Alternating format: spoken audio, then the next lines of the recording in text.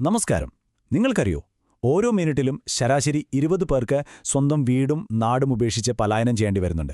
ഇത് വെറുമൊരു കണക്കല്ല, നമ്മൾ കാണുന്നതിലും കേൾക്കുന്നതിലും അപ്പുറത്തുള്ള ഒരു വലിയ ആഗോള പ്രതിസന്ധിയുടെ നേർചിത്രമാണിത്. ഇന്ന് നമ്മൾ സംസാരിക്കാൻ പോകുന്നതും ഈ വിഷയത്തെക്കുറിച്ചാണ്. ആഗോള അഭയാർത്ഥി പ്രതിസന്ധി. അക്കങ്ങൾക്കും വലിയ തലക്കെട്ടുകൾക്കും അപ്പുറം ഇതിനു പിന്നിലെ ഓരോ മനുഷ്യന്റെയും കഥയിലേക്ക് നമുക്കൊന്നിറങ്ങിച്ചെല്ലാം. അപ്പോൾ ഏറ്റവും അടിസ്ഥാനപരമായ ചോദ്യത്തിൽ നിന്ന് തന്നെ തുടങ്ങാം. ആരാണ് ഒരു അഭയാർത്ഥി? നമ്മളെല്ലാവരും സ്ഥിരം കേൾക്കുന്നൊരു വാക്കാണിത്, അല്ലേ? പക്ഷെ എന്താണ് ഇതിന്റെ ശരിക്കുള്ള അർത്ഥം?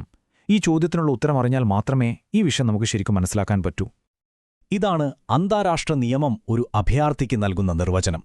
1951 UN കൺവെൻഷൻ പ്രകാരമാണിത്.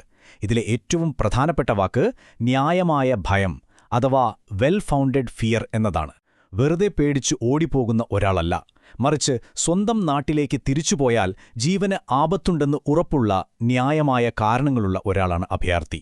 ഈയൊരു നിർവചനമാണ് അഭയാർത്ഥികളുടെ അവകാശങ്ങൾക്ക് നിയമപരമായ അടിത്തറ നൽകുന്നത്. ശരി, അപ്പോൾ ഒരാളുടെ നിർവചനത്തിൽ നിന്ന് നമുക്ക് ഈ പ്രതിസന്ധിയുടെ ഭീമമായ ആഗോള കണക്കുകളിലേക്ക് ഒന്ന് നോക്കാം. ഈ സംഖ്യകൾ ഒരുപക്ഷെ നമ്മളെ ശരിക്കും ഞെട്ടിച്ചേക്കാം. 120 ദശലക്ഷം, അതിലധികം ആളുകൾ.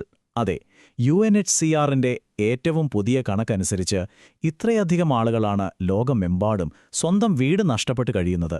ഈ സംഖ്യയുടെ വലിപ്പമൊന്ന് ആലോചിച്ചു നോക്കൂ. ലോകത്തിലെ പല രാജ്യങ്ങളിലെയും മൊത്തം ജനസംഖ്യയേക്കാൾ കൂടുതലാണിത്. ഇനി ഈ പട്ടികയിലേക്കൊന്ന് ശ്രദ്ധിക്കൂ. ഇതിലൊരു വലിയ വിരോധാഭാസം ഒളിഞ്ഞിരിപ്പുണ്ട്. സിറിയ, അഫ്ഗാനിസ്ഥാൻ, ഉക്രൈൻ പോലുള്ള രാജ്യങ്ങളിൽ നിന്നാണ് ഏറ്റവും കൂടുതൽ ആളുകൾ പലായനം ചെയ്യുന്നത്. എന്നാൽ അവർക്ക് അഭയം നൽകുന്നത് ആരാണെന്ന് നോക്കൂ. തുർക്കി, ഇറാൻ, കൊളംബിയ, പാകിസ്ഥാൻ. അതായത് അഭയാർത്ഥികളുടെ ഏറ്റവും വലിയ ഭാരം ചുമക്കുന്നത് പലപ്പോഴും വികസ്വര രാജ്യങ്ങളാണ്, അല്ലാതെ ലോകത്തിലെ ഏറ്റവും സമ്പന്നമായ രാജ്യങ്ങളല്ല. ഇതൊരു പ്രധാനപ്പെട്ട കാര്യമാണ്. ഈ വലിയ സംഖ്യകൾക്കും കണക്കുകൾക്കും പിന്നിൽ ഒരുപാട് സങ്കീർണമായ വെല്ലുവിളികളുണ്ട്. ഇത് അഭയാർത്ഥികൾക്കും അവർക്ക് അഭയം നൽകുന്ന രാജ്യങ്ങൾക്കും ഒരുപോലെ ബാധകമാണ്. നമുക്ക് ആ വെല്ലുവിളികളിലേക്ക് കടക്കാം. ഈ പ്രതിസന്ധിക്ക് പല മുഖങ്ങളുണ്ട്. നിയമപരമായ കുരുക്കുകൾ, രാജ്യങ്ങൾക്ക് വരുന്ന സാമ്പത്തിക ഭാരം, പിന്നെ സുരക്ഷാ പ്രശ്നങ്ങൾ, തീവ്ര ദേശീയതയുടെ വളർച്ച, എന്തിനധികം പറയുന്നു, കാലാവസ്ഥാ വ്യതിയാനം പോലും ഇതിന്റെ ഒരു പ്രധാന കാരണമായി മാറിക്കൊണ്ടിരിക്കുകയാണ്. നമുക്കിവ ഓരോന്നായിട്ടൊന്ന് നോക്കാം.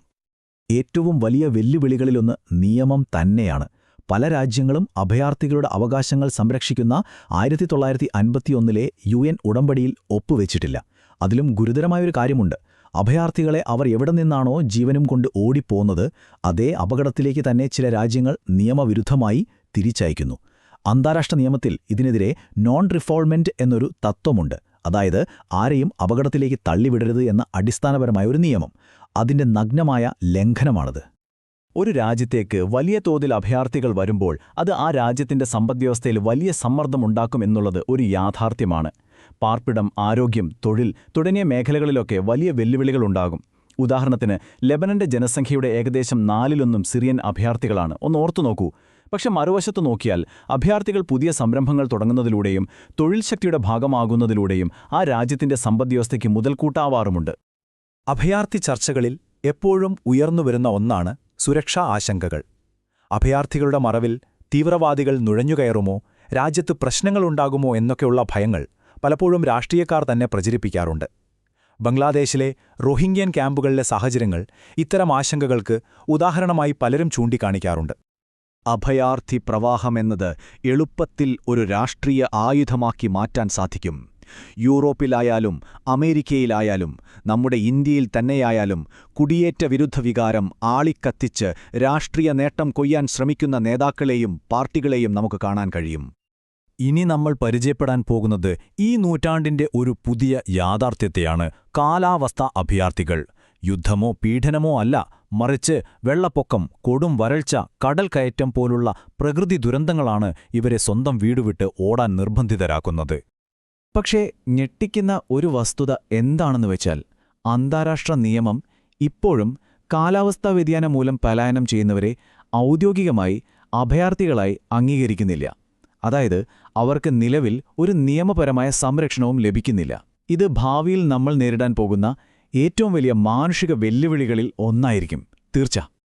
ശരി, ഈ ആഗോള സാഹചര്യങ്ങളിൽ നിന്ന് നമുക്കിനി നമ്മുടെ സ്വന്തം രാജ്യമായ ഇന്ത്യയിലേക്ക് വരാം. അഭയാർത്ഥികളോടുള്ള ഇന്ത്യയുടെ സമീപനം ഒരുപാട് വൈരുദ്ധ്യങ്ങൾ നിറഞ്ഞതും വളരെ സവിശേഷവുമാണ്. ഇന്ത്യയുടെ നിലപാടിലെ പ്രധാന വൈരുദ്ധ്യം ഇതാണ്. നമ്മൾ 1951 അന്താരാഷ്ട്ര അഭയാർത്ഥി ഉടമ്പടിയിൽ ഒപ്പുവച്ചിട്ടില്ല. എന്നാൽ അതേസമയം ദക്ഷിണേഷ്യയിൽ ഏറ്റവും കൂടുതൽ അഭയാർത്ഥികൾക്ക് അഭയം നൽകുന്ന രാജ്യങ്ങളിലൊന്നുമാണിന്ത്യ. നമുക്ക് അഭയാർത്ഥികൾക്കായി ഒരു പ്രത്യേക നിയമമില്ലാത്തതുകൊണ്ട് 1946 പഴയ ഫോറിനേഴ്സ് ആക്ട് വെച്ചാണ് നമ്മൾ അവരെ കൈകാര്യം ചെയ്യുന്നത്. ഇത് പലപ്പോഴും ഒരുപാട് അവ്യക്തതകൾക്ക് കാരണമാകാറുണ്ട്. ഇന്ത്യയുടെ ചരിത്രം നോക്കിയാൽ അഭയാർത്ഥികളെ സ്വീകരിച്ച ഒരുപാട് ഉദാഹരണങ്ങൾ കാണാം. ചൈനീസ് അധിനിവേശത്തിൽ നിന്ന് രക്ഷപ്പെട്ടു വന്ന ടിബറ്റുകാർ, 1971 യുദ്ധകാലത്ത് വന്ന ബംഗ്ലാദേശികൾ, ശ്രീലങ്കൻ ആഭ്യന്തര യുദ്ധത്തിൽ നിന്ന് പലായനം ചെയ്ത തമിഴർ, ഇപ്പോൾ മ്യാൻമറിലെ വംശീയ ഉന്മൂലനത്തിൽ നിന്ന് ഓടിവന്ന റോഹിംഗ്യകൾ, അങ്ങനെ പട്ടിക നീണ്ടുപോകുന്നു. അപ്പോൾ ഇന്ത്യയുടെ സമീപനത്തിലെ പ്രധാന സംഘർഷം ഇവിടെയാണ്. ഒരു വശത്ത് മാനുഷിക പരിഗണനയുടെയും ആതിഥ്യമര്യാദയുടെയും ഒരു വലിയ പാരമ്പര്യം നമുക്കുണ്ട്. മറുവശത്ത് കൃത്യമായ ഒരു നിയമത്തിന്റെ അഭാവവും സുരക്ഷാ ആശങ്കകളും CAA പോലുള്ള രാഷ്ട്രീയ വിഷയങ്ങളും വലിയ വെല്ലുവിളികളായി നിൽക്കുന്നു. ഈ രണ്ടു വശങ്ങൾക്കിടയിലാണ് ഇന്ത്യയുടെ അഭയാർത്ഥി നയം എപ്പോഴും ചാഞ്ചാടുന്നത്. ഇന്ത്യയിൽ നിന്ന് നമുക്ക് വീണ്ടും ആഗോളതലത്തിലേക്ക് തന്നെ തിരിച്ചുപോകാം. ഇത്രയും വലിയൊരു പ്രതിസന്ധിക്ക് ഒരു പരിഹാരം കണ്ടെത്താൻ ലോകരാജ്യങ്ങൾ എന്തെങ്കിലും ചെയ്യുന്നുണ്ടോ? എന്താണ് അതിനുള്ള ശ്രമങ്ങൾ? ഈ ദിശയിലുള്ള ഒരു പ്രധാനപ്പെട്ട ചുവടുവെപ്പാണ് 2018 ഗ്ലോബൽ കോമ്പാക്ട് ഓൺ റെഫ്യൂജീസ്. ഇത് നിയമപരമായി ഒരു രാജ്യത്തെയും ഒന്നിനും നിർബന്ധിക്കുന്നില്ല. പക്ഷേ ഇതൊരു ആഹ്വാനമാണ്. അഭയാർത്ഥികളുടെ ഭാരം എല്ലാ രാജ്യങ്ങളും ഒരുമിച്ച് പങ്കുവെക്കുക, അവരെ സ്വയം പര്യാപ്തരാക്കാൻ സഹായിക്കുക, പിന്നെ സാഹചര്യങ്ങൾ മെച്ചപ്പെടുമ്പോൾ സുരക്ഷിതമായി സ്വന്തം നാട്ടിലേക്ക് മടങ്ങാൻ അവരെ പിന്തുണയ്ക്കുക. ഇതെല്ലാമാണ് ഇതിന്റെ പ്രധാന ലക്ഷ്യങ്ങൾ. ഈ ഒരു ശക്തമായ ഉദ്ധരണിയോടെ നമുക്ക് അവസാനിപ്പിക്കാം. ഒരു രാജ്യം അതിന്റെ അഭയാർത്ഥികളോട് എങ്ങനെ പെരുമാറുന്നു എന്നത് ആ രാജ്യത്തിന്റെ മനുഷ്യത്വത്തിന്റെ ഒരു അളവുകോലാണ്. അഭയാർത്ഥി പ്രതിസന്ധി എന്നത് വെറുമൊരു വാർത്തയോ രാഷ്ട്രീയ വിഷയമോ അല്ല. അത് നമ്മുടെയെല്ലാം മനുഷ്യത്വത്തിനുള്ള ഒരു പരീക്ഷണമാണ്. അതിർത്തികൾക്കപ്പുറം സഹായം ചോദിച്ചു വരുന്നവരോട് നമ്മൾ എങ്ങനെ പ്രതികരിക്കുന്നു എന്നത് നമ്മുടെ സമൂഹത്തിന്റെ മൂല്യങ്ങളെയാണ് പ്രതിഫലിപ്പിക്കുന്നത്. ചിന്തിക്കാൻ ഒരുപാട് കാര്യങ്ങൾ ബാക്കി വെച്ചുകൊണ്ട് ഇന്നത്തേക്ക് വിടാം.